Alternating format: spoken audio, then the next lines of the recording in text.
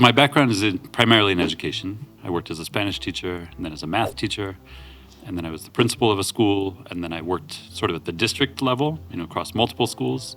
I'm currently working coaching teachers and principals and school leaders. This is my standard, but maybe there's other standards that are better, and maybe I'm wrong. You have to have the humility to know you might not be right, and also have the conviction to say, but this is what we have to do. One thing that stands out immediately as different is that there is a baseline expectation in Nepal, or at least at a school, that students will treat their teachers with respect. True. And I think that was true in the US a while back. I don't know if it was true in every school, but in the schools that I saw a while back, that was the default expectation. Right now, we're going through a cultural transition in the US, and one of the things is, there's a saying, respect is earned. If the student doesn't do their homework in any class, then we need to work with them on work ethic. How do we get this student to try to work hard? How do we work with the family to try to support them to do their homework? Education has to do two things simultaneously. It has to prepare students to live in the world that we want them to live in. And it has to prepare them to live in the world that they actually live in. If everybody gets to live their life in the way that is most fulfilling to them, with the caveat that it also doesn't interfere with other people's lives, right? True. Or enhances other people's lives, that's great. I think we have to be realistic and do what's best for the kids we have in front of us. And I don't believe that we're going to be in that world soon. And so we have to prepare our kids for the world as it is now soon. And leave the possibilities open, by teaching all the higher order thinking skills, by getting them really good at communicating, so that when that world comes, if it comes, they're ready.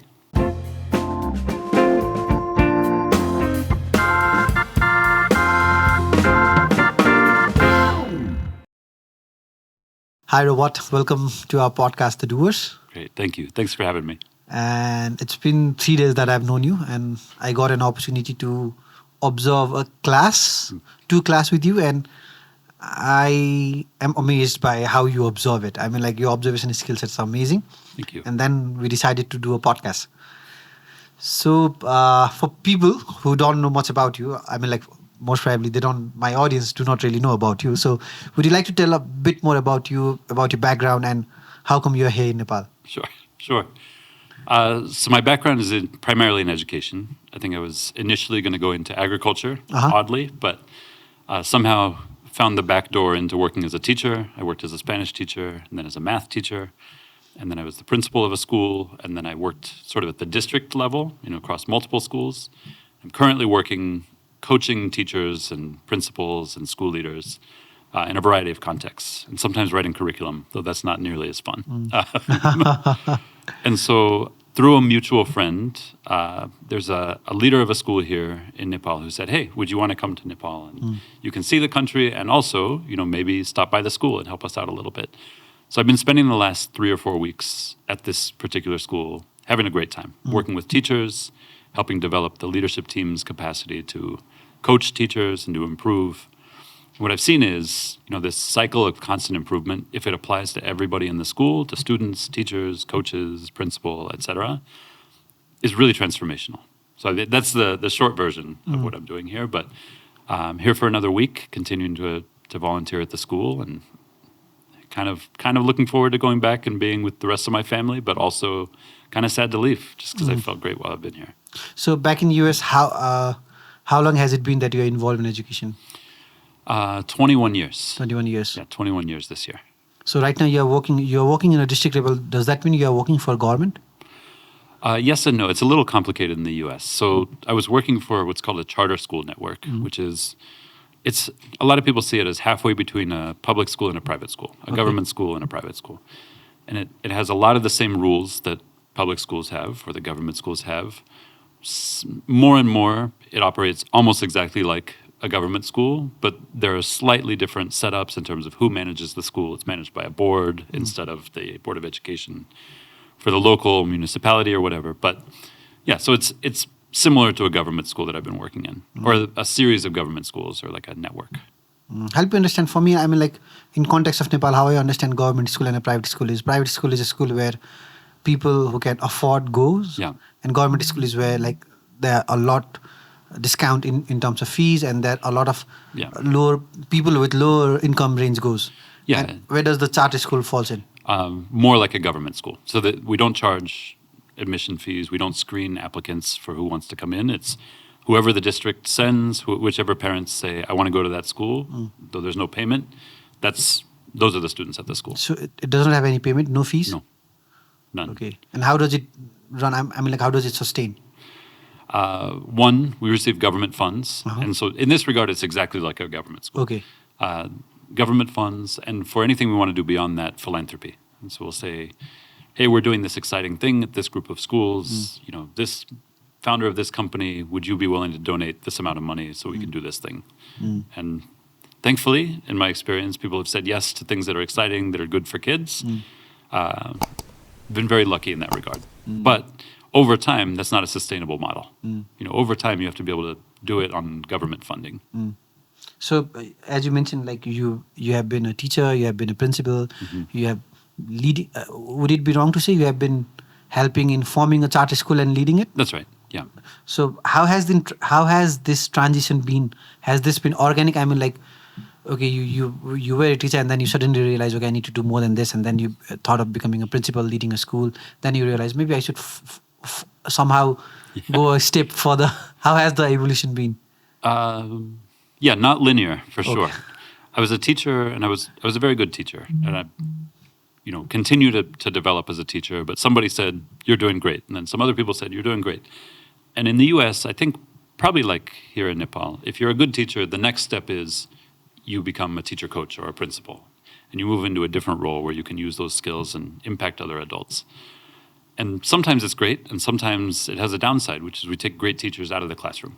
And in my case, I didn't really want to be a principal. I wanted to teach, but I thought it's nice to have the opportunity to coach other teachers and to help other teachers develop. Because if I'm doing what I am for the kids who I see, then they go to the next class. I want that teacher to also be great for the kids I care about, and then I want the next teacher to be great for the for the kids that I care about. And so I thought, well, there's an opportunity to coach. In my first time that I was principal, I really didn't like it. Why? For that reason, because I had so much of an impact on the kids who I was teaching, and then all of a sudden, I didn't know how to do the job of leading adults. You mean like leading teachers? That's right. Yeah, and so I was very comfortable with kids in the classroom, and in fact, some of the best things I did as a principal was I continued to teach. And so at the very least, other teachers who were developing could see, oh, here's a model of what it looks like to teach well. Not perfect, but a good model of what it looks like to teach kids. So that was something I did well. After that, I moved from being a principal to being a teacher coach at a school. So you could see it as a step down in terms of hierarchy. I saw it as a giant step up because all of a sudden I was doing something I believed in, that I was strong at, and I didn't have to deal with any of the things that principals deal with. Student discipline, I wasn't dealing with. I wasn't dealing with parents who were upset about something with their child. I was just coaching teachers and teaching. And I was so happy. It's a newfound love that you found because you became principal, right? That's right. Because, yeah, I don't think I would have appreciated it had I not had the experience of being principal. And there were many things about being principal that were wonderful. I mean, I loved the kids I were working with. I loved the families. Many of the teachers I met, I still keep in touch with. They're great people. I just didn't know what I was doing. And so I wasn't feeling particularly successful. But yeah, I loved my next job because I felt successful again. Because now you could do... The thing that you loved the most was teaching and helping students, but in a larger impact by actually teaching teachers. That's right. That's right. Yeah, and then, you won't believe this, but then I became principal again. And I didn't like it that time either. Well, yeah, sort of. I was somewhat pressured into it, but also I said, I think I can try this again and I'll feel better. And I didn't. I didn't like it anymore the second time. I still loved the people I worked with, just that's not the job that I enjoy. But what I found was, because I had that experience and because I experienced some of the, I would say, pain that comes with being a principal, I'm able to work with principals and say, I understand that these parts of the job are really not things that you want to do. And it's really important that you do them well. And now from the outside, it's much easier to see ways that I could have been more effective as a principal and hopefully help other people learn from both things I did well and some of the mistakes that I made. For what I remember from my school days, I think principals are the most feared individuals in the whole school, right? Everybody is... What kind of principal were you? Yeah, not as effective as I could have been, that's for sure. I think if I have feedback for myself when I was principal, if there was something I would do differently, it's that I was very worried about what people thought of me. Because I thought that if they didn't like what I was doing, then they wouldn't follow what I was saying. And so I think maybe too friendly and should have been more direct with people on a level that could have helped them develop professionally and also could have helped the school to be better in the moment. Do you think that can be applied to any individual in a leadership zone? I mean, like in a leadership role, to be more direct and be less frank? Yeah, I think there's two things that need to be true at the same time. One, you need to care a lot, and you need to convey that you care a lot. And two, you need to be very direct about your standard. And if something doesn't meet your standard, you need to be able to say plainly, this doesn't meet my standard. And you can do better. I believe you can. And you need to. Right? So, and how do you make sure that you have a right standard? Your standard is the standard that needs to be... Yeah, I tend to get in my head about, I intellectualize and say, this is my standard, but maybe there's other standards that are better, and maybe I'm wrong. And I think that actually gets in the way. You have to have the humility to know you might not be right, and also have the conviction to say, but this is what we have to do. So even if I'm wrong, this is what we're doing. Prove me wrong. I'm like, come up with a better logic, right? Yeah, but based on clear metrics. Not just prove me wrong because you feel it's wrong, but show me. Show me that what you're doing is better for kids than what I'm proposing. So now that I think this is your second time in Nepal, yeah, and you have got a chance to work, let's not say work, help and assist ACE College. I think would not. Let's openly. It's the ACE school, based in Sinamangal. So how contrast do you find schools in US and schools in Nepal? It depends. So one, I'm basing this on a very small slice, right? So one school in Nepal, and I've seen maybe 30 schools in the US out of thousands, right? But based on just, if we take that as a trend, one thing that stands out immediately as different is that there is a baseline expectation in Nepal, or at least at ACE school, that students will treat their teachers with respect. True. And I think that was true in the US a while back. I don't know if it was true in every school, but in the schools that I saw a while back, that was the default expectation. Right now we're going through a cultural transition in the US, and one of the things is, there's a saying, respect is earned. And so adults need to earn students' respect. In some ways, that's great. We're not leading through fear. We're not trying to coerce kids and all that. On the other way, it leads to a lot of messiness in schools that takes away from learning time. And so the default expectation here of students will respect their teachers and generally do what the teachers are asking them to do, I find to be something really positive about schools here. Another trend that I've seen, and based on the schools that I've worked in the US, I think the schools that I've worked in the US are not representative. They're some of the highest performing schools, and so they have a lot of systems and structures for teacher development. Those seemed largely absent in the schools in Nepal, and that there's a lot of respect for teachers in a good way, which is, you're a teacher, you know how to teach kids, go and teach kids. And sometimes that gets in the way. And sometimes we say, you're a teacher, you already know, so I'm not going to tell you anything. From the management side. That's right. That's right. And what I'm seeing at ACE is we're starting to develop a culture of continuous improvement for teachers, and it's transforming the school.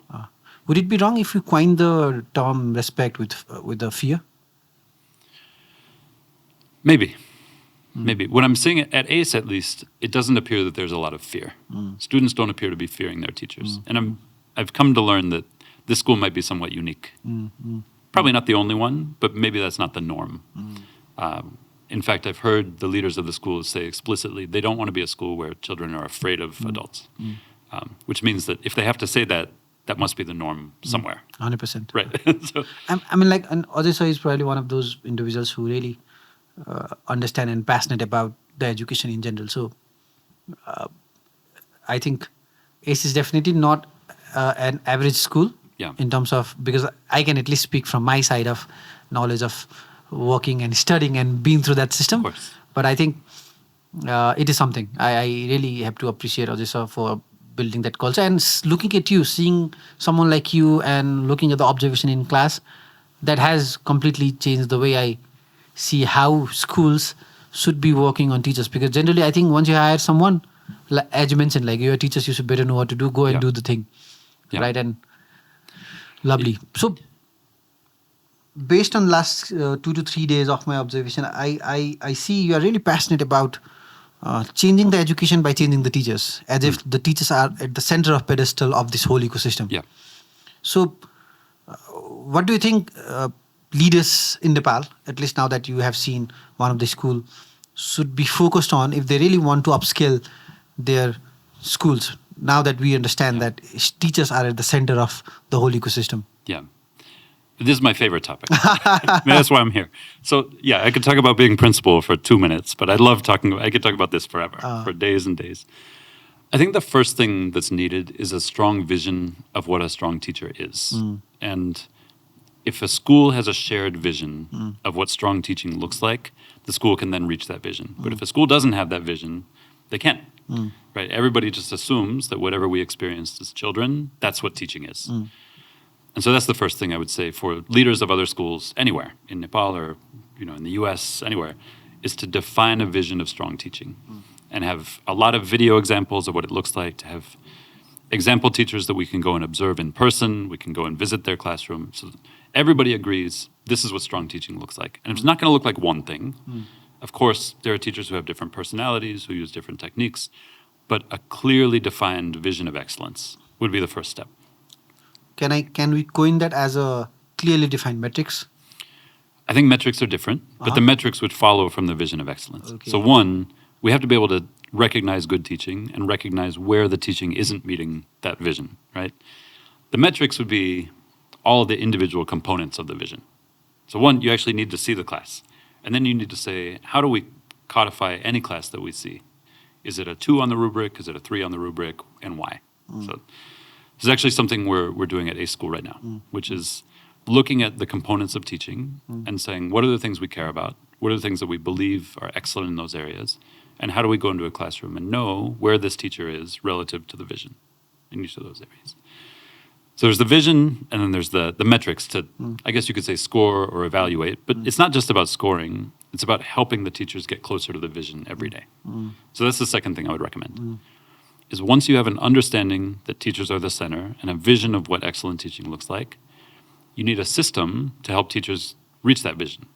So if I have to stop you, I mean, like, the ideal vision of a good teacher, is it subjective or is it very specific of how this should be? I mean, like, can a different school have a different standard of what a perfect, a different vision of what a perfect teacher can be?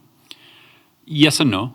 I think every school should have a slightly different version of what great teaching looks like, but there should be enough in common so that I can go to a school here and a school there and say, this teacher's great, this teacher's great. Can you help us to identify those basic, tangible things that you would use to identify, okay, this teacher is great, this teacher is not so great? Yeah, let me ask you a question. If you walk into a classroom and you want to know how good the teacher is, what's the first thing that you look for? How he or she is engaging with the students. Great. Second, is he or she just willing to transfer knowledge from his head, or is he trying to create some ecosystem where these students are talking with each other and trying to come up with something? Great. So you've mentioned two components that are probably the same across all these visions of excellence, right? One is something about the environment of the classroom. It should feel positive. Okay. Right. So you said, how are they engaging with the students? I would call that positive environment. Okay. Right. Maybe it's not fun all the time. Maybe sometimes kids are just working and they're writing and they're working really hard, but that it feels good in a different way. The second thing you said is their orientation towards knowledge. Do students have ideas that are worth discussing, or are they all the teacher's ideas? And so that would be something important that would be common across it. I think when I walk into a classroom, the first thing I look at is not what the teacher is doing, but what are the students doing? Because if students are engaged in something that is challenging and they're doing good thinking, whether it's discussing with their partners or writing or reading, then I know that students are learning something, regardless of what the teacher's doing. You know, if you walk into a room and the teacher's not in there and kids are writing an essay and critiquing one another's essays, that's a great teacher. Even if they're not there, right? Because the kids are doing the learning, right? And so great teaching means great learning. So the first thing you have to look at is, what are students learning? So that would be the first component. And then there are other things that generally lead to strong learning. Like you said, positive classroom environment, good relationships between teacher and students, that is going to lead to good learning more often than not. The second thing you mentioned, the teacher's orientation towards knowledge, teachers putting thinking on students and letting students do more of the speaking, more of the writing, more of the reading, and not just listening. That's another thing that generally correlates with a lot of learning. But I'm humble enough to know if I walk into a room and the teacher is doing something that looks totally different from what I consider to be good teaching, but kids are learning a lot, it's probably good teaching. So good teaching is a good learning. That's right. That's the thing that matters the most. I've been a teacher myself for almost an year and a half. And one thing, and I've been able, I got an opportunity to teach quite a different semesters. One thing was common was that this one few students who never want to learn, who just want to be on the last bencher and who just want to make sure that they don't really engage. And then it really made me thinking, is it me as a teacher who has not been able to make them engaged? Or am I giving up too soon to engage them? Or me trying to generalize, okay, this is the amount of attention I can only give to everyone. So because they are not interested, that means... So what I'm trying to ask you is, there has to be some form of interest commitment from students as well for there to be a hand-in-hand approach? Well, what subject were you teaching? Multimedia. Okay. I would change it. It's not that the students didn't want to learn. They didn't want to learn multimedia from you. Okay. They want to learn something. Ah. I think we as humans are naturally curious. And if you look at what are they doing in their free time, maybe playing games, maybe going on Instagram, whatever people do, whatever kids do these days, they wanted to learn something, but they didn't want to learn that in that context. There are a bunch of reasons why. Maybe they're just not interested in multimedia. Maybe they don't like you. Maybe. Maybe all of these things. Maybe they're teenagers and they're distracted by other things in their lives. Right? There's a bunch of reasons why that could be. But as a teacher, there's only one thing that you can do something about, which is what can I do? Right? You can't actually influence what they care about directly, but you can do it indirectly by trying. And so I think it's easy to say they don't want to do it, and that's not what you're saying. You're saying maybe they don't want to do it, maybe it's on me. But the only thing that we can affect is what we do as teachers. And so as a teacher, I would say, what are all the things I can try to bring you on board? And that might look like forming a personal relationship where I get to know what you care about and try to relate the content to what you care about. Maybe you've done these, right? And it doesn't always work. Maybe it means meeting your friends and trying to get your friends to talk to you about working harder. Maybe it means trying to convince you of the utility of what we're doing by showing you, here's somebody who's successful that learned this. If you learn this, you can be successful like them. So a bunch of things you can try. None of them work 100% of the time. But as teachers, we have to take the responsibility and say, I'm going to do everything I can to try to get you involved. And then as school leaders, we need to see, are there other barriers? If this student doesn't do their homework in any class, then we need to work with them on work ethic. How do we get this student to try to work hard? How do we work with the family to try to support them to do their homework? And so there's no 100% solution. There's Doug Lemov, a great author of education, likes to say there's 101% solutions. You just have to find it. But you probably try 200 solutions, and half of them, don't go anywhere. But then I like how you mentioned that maybe if there is a pattern on a students to recognize, maybe then school management can get involved and see on the other soft skills that they might be lacking. Maybe it's the work ethic they need to be taught first, right? This is something that I think holds a lot of U.S. schools back that I haven't seen at ACE, but who knows? Maybe it was there at some point. Maybe it's present in other schools, which is if the school leadership team doesn't promote a baseline standard of student behavior, then teachers are working incredibly hard and it's not going anywhere because students are behaving. They're not listening. They're interrupting each other's learning. Students aren't able to focus because of the other students in the classroom. So that's one, I think, very clear example where the leadership team needs to step in and support the teachers so that teachers can do their job. And that's what your job comes into a play of actually creating a baseline in terms of how teachers should teach, what's the approach. And I've seen how you observe these teachers and I still remember what you said. The improvement can be a short term and then improvement can be a long term. That's right. Right. That's right. And so what you mentioned about the management taking over would be a wrong word, but then stepping in and then taking a control where it needs to be. What you're trying to say is build a system for a continuous improvement of teachers. Yes, for everybody. For teachers, for coaches, for principals, for managers, for board members. If we expect, in the case of grade 1, 5-year-olds, if we expect 5-year-olds to be able to show up every day and get better, we can expect at least the same from ourselves as adults, right? How can we be a school that says learning is the most important thing, but we don't need to learn? So everybody in the building should be getting a little bit better every day. But that doesn't just happen on its own. It requires intentionality and skill. And the leaders with an acceptance that maybe they don't know everything and they need to have somebody from outside to help them, to train them, like you are here in ACE to help the management team. So how do you differentiate? I mean, like, how do you think in terms of short-term goals and long-term goals, things that can be improved within a day, things that can be improved within a week, a month, or maybe a quarter? How does it work?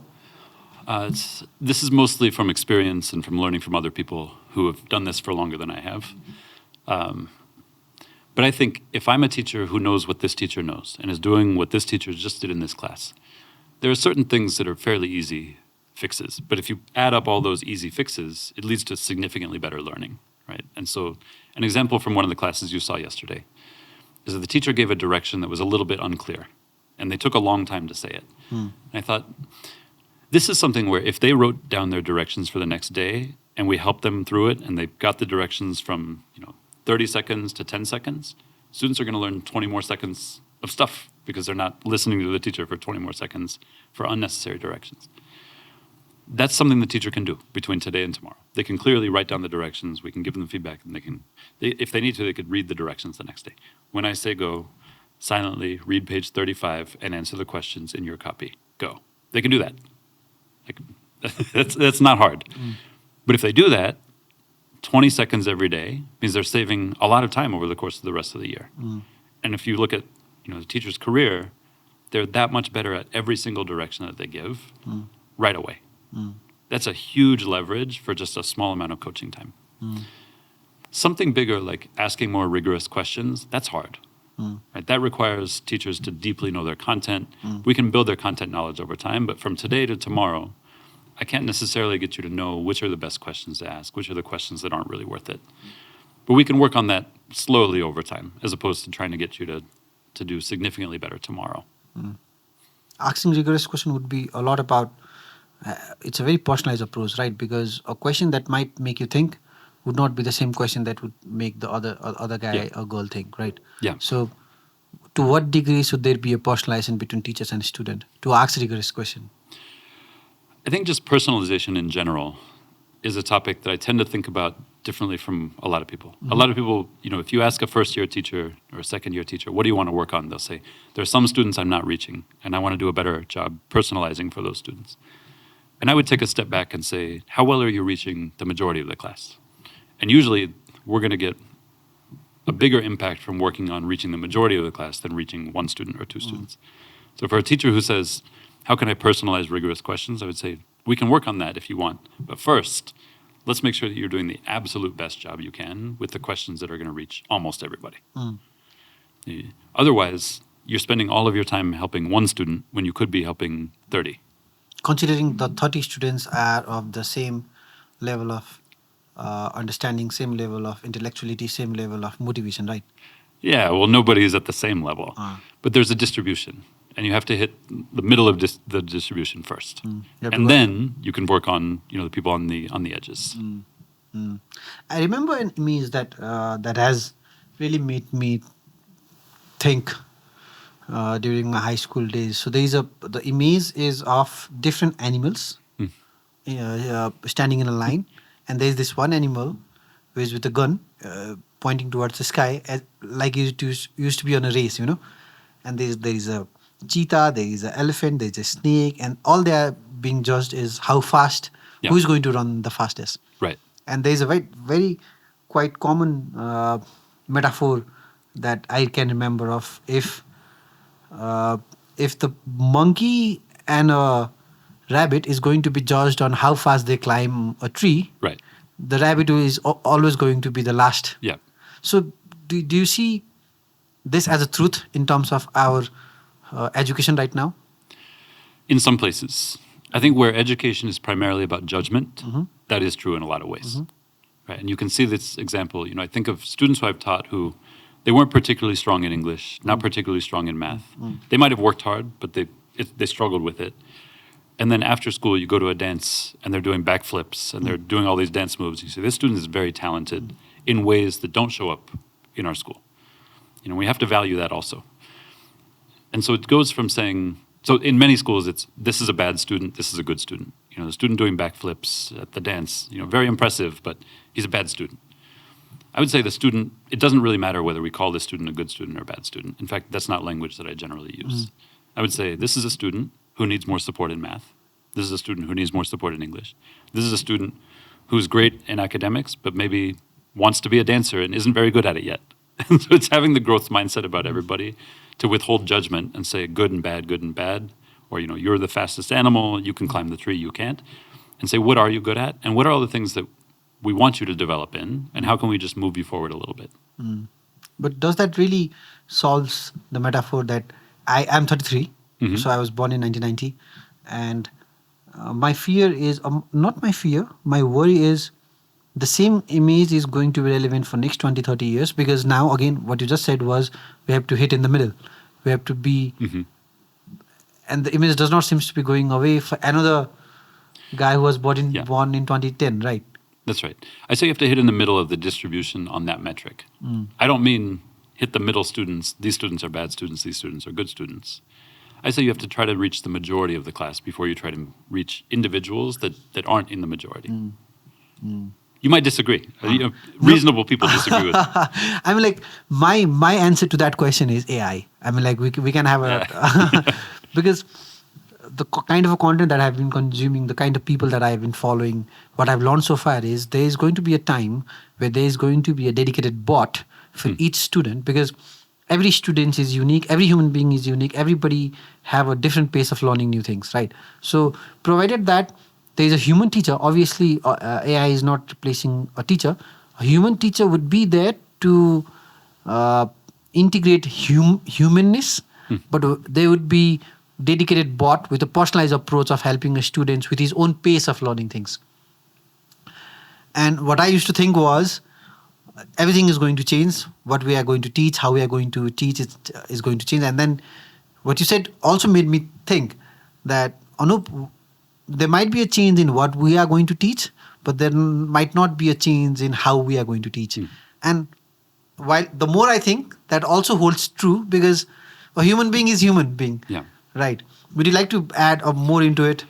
Yeah, I want to take the case of... So I have a theory here, and this isn't really borne out by any evidence whatsoever. It's just my thinking. It's all conjectural. So 2 decades of thinking. Yeah, exactly. So, tear this apart. Let's take your students who are struggling in multimedia. I don't think that giving them an AI bot would help them to do better in multimedia. And the reason is because I don't believe, not knowing the students, I don't believe the root cause was that you weren't explaining it clearly. The AI bot can explain it very clearly. Probably more clearly to any individual than I could. And probably a lot more times than an individual can, because as a human being, we get irritated if I have to say the same thing for 5th time, right? Right. Yeah. I mean, it has other, benefits in terms of quality of explanation and maybe also stamina, like you mentioned. Yeah. But I think the root issue is often rooted in motivation and thinking. And what are the things that the AI could do to force the student to think? I think it's pretty limited. It can encourage the student to think. But neither teachers nor AI can force a student to think. And I think humans are generally better at that, at least at this stage, and probably for a long time. But to address the motivation, I think it's solving the wrong problem. It assumes that the problem was we couldn't explain it clearly enough in enough time. And I think the problem is probably somewhere else. And so in that sense, I'm not sure that AI personalization would help with students who are on the fringes motivation-wise. It might help with some of the students who are bored in class because they already understand everything you're saying, who are really interested in the topic, but you don't have the time to help them because you're teaching the majority. It might help them because they're already interested. They might be going and watching YouTube videos at home. It could give them content that they're going to learn from right away if they're already motivated to go and learn that. When I say it could teach them, it could change the content we teach. There's a world in which we say, you are a fish, you are a cheetah, you are a rabbit. What you really want to do is to be the world's best swimmer. Here's an hour in the day when you can go and be a great swimmer. You are interested in computer programming. It's something you love. You're looking up videos. here's an AI bot that can help you develop in that area. But not everybody's doing computer programming at that time. Everybody has their time to work on sort of their passion project. That's something I think AI could legitimately help with. And it's something we actually tried to start without AI in a school that I was working at. And it sort of fell apart for a variety of reasons, but one of them is we went from this idea that everybody's working on something of their choosing to everybody's working on the same thing. And then we got rid of, that hurts the motivation. I like what you said. I mean, like, I think you're quite verbal about thinking first and everything secondary, right? That's right. If we can make students in a class think more effectively, think more rigorously, that's where we are winning. And then doing things, executing, collaborating, engaging can follow once there is a process of making student think. Yes and no. So sometimes the collaboration and the doing actually is what fosters the thinking. So for example, if a teacher says, as opposed to giving a long-winded explanation of something, if they say, I want you to talk to your partner about how do you believe that this works? Given a topic. What do you believe are the most important things to keep in mind when creating a podcast? Discuss. Then they're activated. They're thinking. They're discussing. And the teacher can hear what they're thinking and respond to the things that they're saying that are right, that they want to reinforce. And to say, many of you thought that the equipment was the most important thing. Actually, that's not even close to the most important thing. Whatever it is, you know more about that. So I think what you're trying to say is everything has to be focused on making them think. Yes, that's right. Being engaged so that they can think better. Yes. Right. That's right. But the purpose has to be really clear. I'm not making you think for the sake of thinking. I'm making you think because thinking is what leads to learning. True. And that's what you meant. One of the suggestions that you gave on one of the class was to ask a rigorous question. And the only reason we ask students rigorous question is to make them think. Right. Because what you think about is what you learn. And now it's not just about thinking, because I might be asking something, 5 use cases of water. Now that thinking might not trigger a critical thinking. That's right. Now it's not just about thinking, it's about making them think critically so that higher level of thinking would mean a higher level of learning. That's right. Yeah, one of the trends that I see in most schools that I go into is what we're asking of students is far too easy for the students. And it leads to disengagement. It leads to students thinking that this isn't an interesting subject. But most importantly, it stifles their learning just for the opportunity cost. They could be learning so much more. On the same note, keeping the same, I'd like to ask you a question. Do you think our education system, our pedagogy, everything there is based on an industrial economy that already has started to become an outdated, and this is an information age. This is a prompt age where I think if we can think critically and give AI a good prompt, the rest of the thing can be done by AI. So it's, but then because one of the question that was asked on the class was, it was in Nepal. I don't know how much did you understand. That was the 5 use cases of drinking of water. Yeah. Why did the land need some water? It's not a very interesting question. And this was from the book. This was from the book. And maybe the content of the book is not relevant to the economy, to the industry, to the era we are moving towards, right? Yeah. I have 2 thoughts about this, and they're somewhat opposite. So forgive my lack of coherence here. On the one hand, you're right. AI can do all of these things. So if we're preparing students to answer these questions only, we're preparing them to not have a job. Because if I own a business and I can pay $20 a month for ChatGPT Plus, the latest version, why would I hire somebody and pay them $1,000 a month who's just going to do what the ChatGPT can? This was the topic of a recent talk I heard from a math coach, actually the U.S. Olympiad math coach. He's, super high level, and he was making the case that we should really be dialing up our humanity, or working on our humanity, because that's what AI can't do, and going away from all the things that AI can do. So that's one part of the answer. The other part of the answer is there's no critical thinking without knowledge. You can't think critically about use cases of water if you don't know the use cases of water. Right? And so you do have to develop your own body of knowledge. You can't just look it up constantly and then pretend that you're doing critical thinking, because you're spending all your time looking it up or asking AI for the basic answers. Similar to, it's really hard to engage in higher level mathematics if you don't have your times tables memorized. If every time you're going to do 3 times 7, you go 3, 6, 9, 12, 15, 18, 21, you're spending all that time with something you should just know. Because it's going to free up your time and mental energy for the deeper thinking. And that's why there is a technology, right? You'd rather use a calculator, you'd rather use a real-time Alexa. Yes, but if I'm solving a complex math question, I don't want to stop every time I have to do 3 times 7 and say, Alexa, what's 3 times 7 again?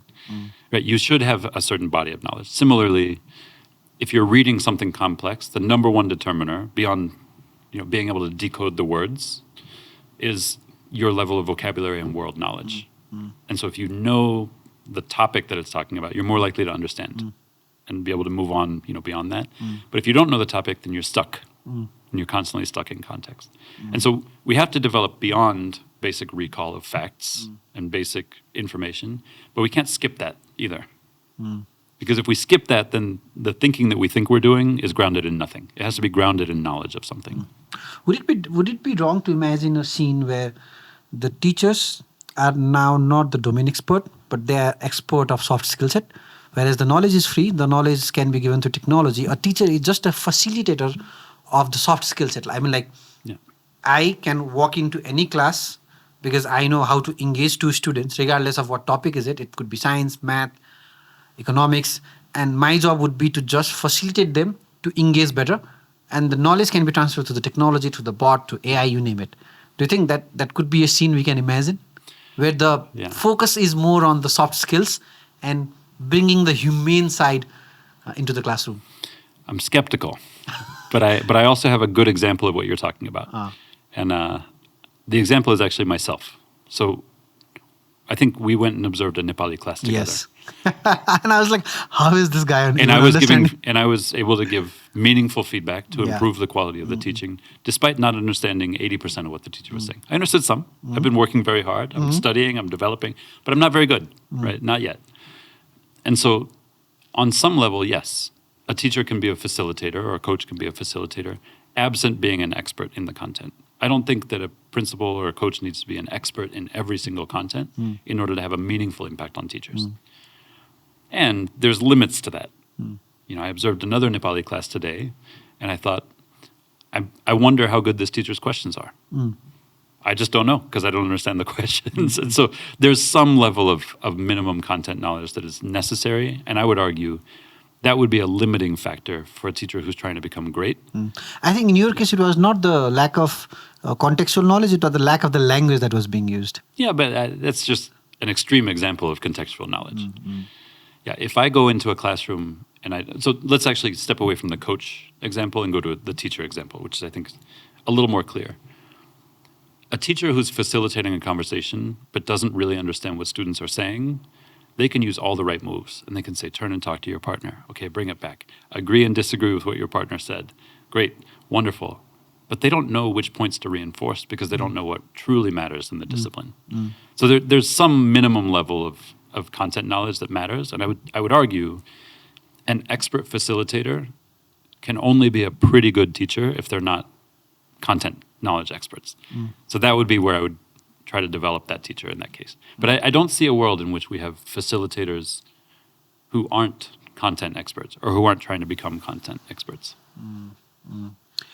On our last conversation, we had a talk about how a student is being judged in current context by how far he can memorize what to write in the exams, in the final exams, and that's how he's graded A, B, C, 3.5, 4, and that's how he's rewarded in the society. Even when people apply to a job and when they take the certificate, it's mostly like first division, second division, third division, that's how we judge it, right? Whereas the whole representation of the metrics is how better he memorized on that particular day. Yeah. So would you disregard the whole judging mechanism of the world in terms of education? Because generally it's, instead of open book, that there's an open book system where people can definitely go and rumble through the page of the book and come up with the answer. But then 90% of the time, it's generally the exams where you have to memorize and then write, right? So would you disregard the whole process of judging the students? Yeah. Education has to do 2 things simultaneously. It has to prepare students to live in the world that we want them to live in. and it has to prepare them to live in the world that they actually live in. And so as a school, we can't make the decision to ignore board exams or to ignore, all the marks and everything, because that has real consequences for kids' lives. In the US, we have high stakes tests, state tests, and then we have the SAT and the ACT. And as much as we say those things aren't a true representation of what you know, it's going to have an impact on a kid's life. And so we have an obligation to prepare them for it. Now, up to a point. Because if we spend 100% of our time preparing you for that, then we're not actually preparing you for what we know is going to help you to live a full and complete life. We want to make sure that you are living a rich internal life, that the inside of your head is a beautiful place to live the rest of your life, because you're going to have to be there no matter what. And we want to make sure that you can get a job, you can provide for your family, and that you can feel fulfilled in your work. So we have to hold this tension and do both of them at the same time. We can't ignore it, as much as sometimes we want to. We say, this knowledge doesn't matter, but it matters. It does actually have implications for your life. It seems like a very sad answer. I don't think so. I think it's realistic. It's realistic. And as long as we acknowledge both, if we say we have to do this thing and therefore that becomes our only metric for success, that would be very sad. All you can do is memorize because that's what's going to be on the exam. That's a sad way to go about educating a person.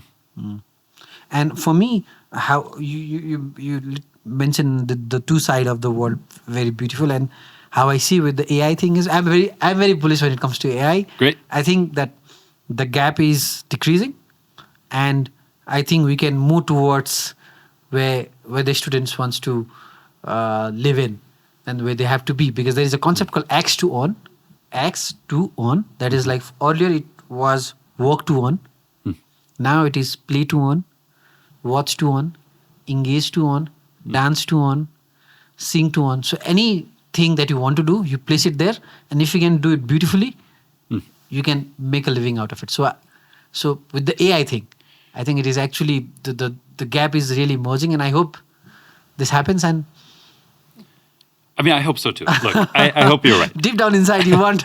I would love for that to happen. If everybody gets to live their life in the way that is most fulfilling to them, with the caveat that it also doesn't interfere with other people's lives, right? True. Or enhances other people's lives. That's great. If we're preparing students now, I have two kids. One of them is in grade 11, the other is in grade 12. They're about to go to university. I don't have the luxury of saying, I hope that someday we get to that world, and so do whatever you want. Become excellent at whatever you want to do. If you want to become the yo-yo master and be great at the yo-yo, go for it. Because I know that there's a very, very small chance that that's going to lead to something in the next couple of years. Maybe 30 years down the road, maybe. But I think we have to be realistic and do what's best for the kids we have in front of us. And I don't believe that we're going to be in that world soon, and so we have to prepare our kids for the world as it is now soon. And leave the possibilities open, by teaching all the higher order thinking skills, by getting them really good at communicating, so that when that world comes, if it comes, they're ready and they can be successful and thrive in that world. When you just gave the example of your kids, a question arises in my head that you are playing two roles, a father and a coach. How much of these two things align and how much do they don't align? Because somebody is the teacher of your kids. Yeah. And you are training teachers who teach a lot of other kids. Yeah. So how much of these two responsibilities, these two hats align, and how much do they don't align?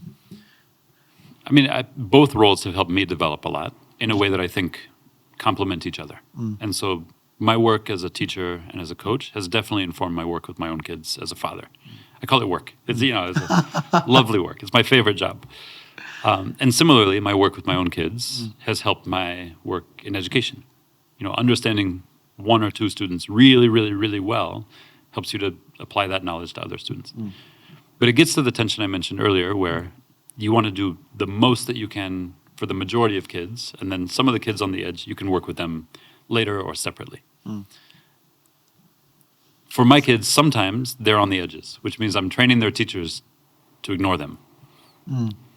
Right? It's not great. Not really to ignore them, but to give other students more attention by default, sort of by the fact that they're asking the question for the majority of the class.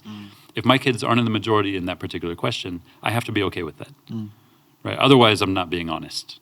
Right? If I'm okay with it for other people's kids, I should be okay with it for my own kids. And I am. I'm okay with my son being a little bit bored for a little bit of class, if it means that the rest of the class is learning. I'm not okay with him being bored all the time. And I wouldn't advocate that a teacher ignore those students all the time.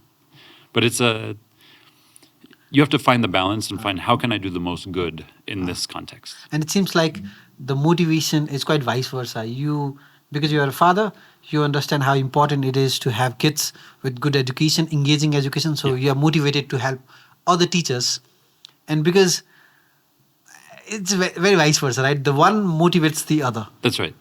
That's right. In fact, I was a teacher before I was a parent. And being a teacher made me really want to be a great parent because I'd met some great parents and I met some great kids. And I thought, what if my kids were like these kids? That would be so great. And then I met some other kids, not to judge, but I thought, I bet I could do some things differently so that my kids don't behave in this way or so that my kids don't think about the world in this way. And then I was able to transfer that. And then, like you said, the vice versa is I then, had my kids and got to know them and said, wow, I really wish that I could bring some of the things that they're great at and help other kids to be great at that. And some of the things I appreciate about them, how do we develop that in teachers so they can develop that in their students? Nice. Now that we have talked a lot about improving teachers so that we can help kids in the school, but what we were taught and what I know for sure is parents are the first teachers. That's right. Kids meet, right? It's where we learn the most from. Not in terms of schools, generally what the teachers wants to teach us, maybe we adapt a lot of things that they transfer in terms of knowledge, but in home, it's what we see. Yeah. It's not what they say, it's what we see, right? And one thing that I keep mentioning in my podcast is Nepal is a very young country. The average age is 24. 40% of the population is under 19, meaning there's going to be a lot of young parents in the future. I mean, like a lot of my friends who are 30, 35 are already parents. Yeah. So I think this is a beautiful way to end the podcast. What do you think is the best? What do you think a young parent should keep in mind for the parenting? I mean, like the other way to ask the same question would be, what are the good metrics of parenting? Yeah. Well, when you first walk into a classroom, you don't look at what the teacher is doing. You look at what the students are doing. The best way to know if you're doing a good job as a parent is to look at what your kids do. Okay. And sometimes that's hard because you don't see them all day, right? They go to school. They're somewhere else. At least school-age children, right? And so I would say, like, there's no one way to parent, for sure. And I don't know how I'm doing. You should meet my kids, and you can make your own judgment. Yeah. You can make your own judgment. And let's see where they end up in 20 and 30 years, how they are as people. Do they act with integrity? Do they treat other people well? Do they, strive to make the world a better place? Are they humble? Do they work hard? Do they, all of these things. And are they happy? Are they successful? And I think on any given day, my kids might answer these questions differently about how they're doing or how I'm doing. But I would say, so first, focus more on the outputs. Focus mostly on what your kid is doing and how they're doing. And then just align your actions to what you want them to do and how you want them to be. But, it's somewhat hollow advice because my kids are still kids. And so we'll see where it goes. But first, look at the kids and what they're doing. That would be my first thing. And second is, if particularly young parents sometimes say, I have to establish authority and I have to establish dominance and I have to make sure that my kids fear me. And I would say fear should be removed from that. You definitely should be in charge, right, as a parent. That your kids, at the age of 2 and 3, they should know that ultimately their decisions are yours for a while. And that gradually goes away as they get older. But some parents try to be their kids' friends instead of being in charge. So I would say you have to be in charge. But not in a fearful way. Not that your kids fear you. Can I tell me if I'm going wrong? Can I add the third advice would be to not really care about the grades they score in school? I don't know. That might be wrong. I would say... not really care. I mean, like, not make that one of the important metrics to judge your kids based on the grades they bring in. But then the kind of a behavior, the kind of a human being they're shaping into, maybe use that as a primary metrics. Maybe I reject the premise. Why are you judging your kids? Nice. I mean, they're going to get the grades that they get, and you're going to push them to try to get better grades, and you still love them. If a kid is failing all of their classes, you still love them. You show them grace. Right? Grace is love without expectation, or without condition. So You don't judge them. You should care about their grades. It shouldn't be the primary thing you care about. It shouldn't be the only thing you care about. But you should care. You should care that your students that your kids, when they go to school, are being their best. You should care that they're treating other people well, and you should care that they're working hard. And hard work is it's a habit, and so you want them to develop that habit. And if they're not, that's fine. You work with them on it, and you try to help them improve. But you don't say, you're a bad kid. I don't think you're saying that, for what it's worth. 100%. Robert, now that the podcast will be going out on public, maybe for a lot of leaders, for a lot of teachers, for a lot of students, for a lot of parents, maybe the perspective that we try to brought in here would be the first time they have ever thought of seeing things from this perspective. What would be the best way if anybody who is watching this podcast would want to reach out to you? Email is probably the best. So I'll write the email of Robert in the description below. That's great. And anybody, this is something that I've been telling on a lot of my podcast, that if you know how to reach out well, everybody responds. Or a lot of people respond, right? That's true. I mean, with a caveat, if I get 1,000 emails tomorrow, it's going to take a while. But yeah, that's right. Yeah. What do you see as the number one way that education could improve in Nepal? I mean, I'm a big believer of visual content. What I also feel is, considering the kind of age that this country has, average age, the youth, I think the primary thing would not be to tell them what to do. The primary thing would be to give them options. These are the things that can be done. Pick something and do it on yourself. I think there is a lot of dictation right here in Nepal of what they should be doing. Yeah. So for me, I mean, like, if I could, I would take internet access to almost every kid in this country. Obviously, control internet. Obviously, you don't want a kid to be watching anything and everything. But if I had the resources, power, network, I think it's the internet, because I truly believe internet is one of the best thing that has happened to this country. Living in between two giants, a landlocked country. Yeah. I think because your question, I'm relating it with a bigger question of what we can do for the country.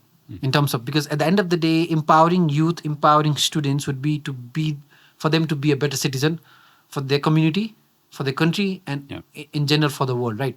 Yeah. So I don't know, man. If only we can take the access to internet to almost every household, to every school, to every kid, things would be more different. Because the problem that I see in Nepal is the lack of aspiration. People don't know that this can be done. People don't know that creating content on internet can make them a living. People don't know that teachers can be trained. Right. It's the lack of knowledge, lack of aspiration, and I think that would be my answer. That's great. Who's the best teacher you had? Or maybe not the best, because we don't want to offend everybody else. Who is a teacher who comes to mind when you think of a really great teacher? So there is a Nepali teacher that I took a tuition to learn English. Irony.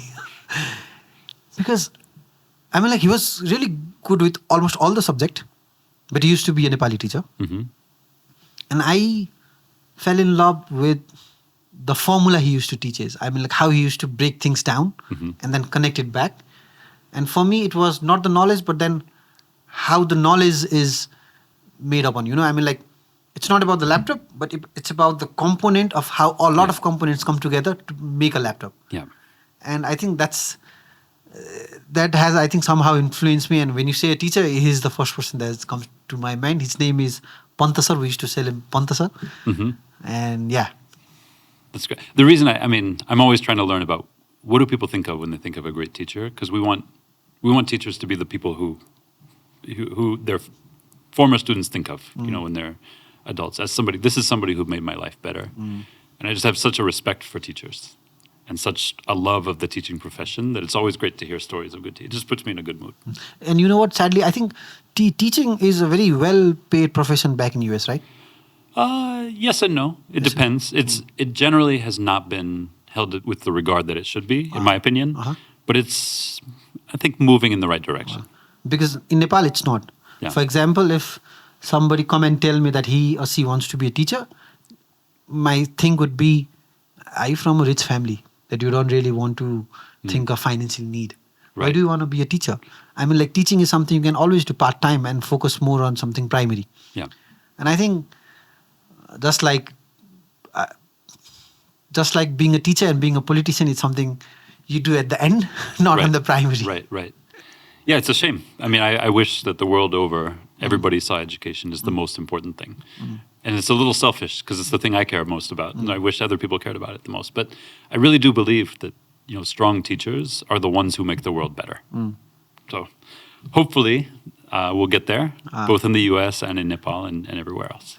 And Robert, thank you so much for giving us time. I think I had an amazing time recording this podcast, and the 2 class that I got to observe with you has changed a few things on my head. And I think not in general, I think from now onwards, I think my approach would be to asking more rigorous questions for anyone who is working for me, working under me, working with me, so I can make them think. And in response, I can think more critically. It makes me really happy. Thank you. I appreciate that. Pleasure is all mine. Thank you so much. We'll be back again with another amazing podcast, another amazing Doers. We're going to link up Robert email on the description below. Make sure you reach out if education is something you are as passionate about. We'll be back again. Till you guys take care. Bye-bye.